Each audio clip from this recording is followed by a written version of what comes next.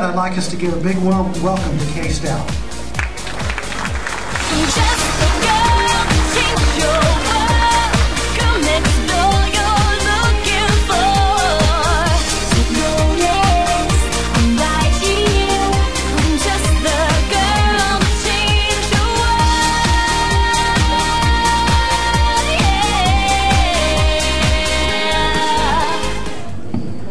A lot about what I'd say tonight, and I first have to tell you, Watauga is a big city from where I grew up. Can't hear me? Can you hear me now? I grew up in rural Wyoming, and a population of Carpenter was about 100, so coming to a city like Watauga would have been a big deal. My mother and father owned the grocery store, and my mother was the postmaster, not the postmistress. She made that very, very clear. And every year I go back for my high school reunion.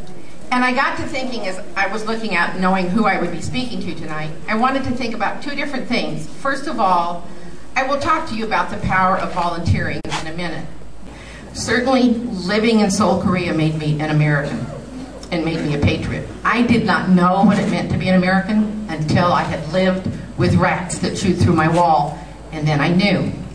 So now I'm going to go forward to what I've done as a volunteer, and I wanted to relate to you, for you to think of the defining moments in your lives when you were younger. By the way, it's so nice to see so many white-haired people just like me.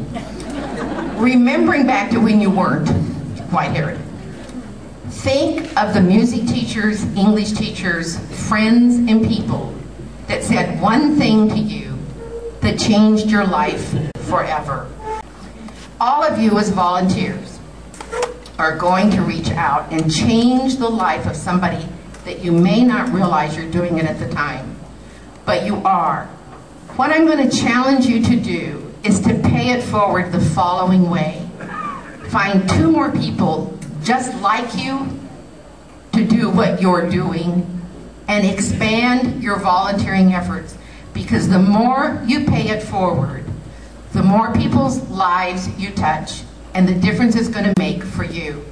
So my challenge to you tonight is to go back, remember the defining moments in your life that made you who you are. Think about how you have reached out and touched other people's lives. Pass it forward, because volunteering is what changes lives forever.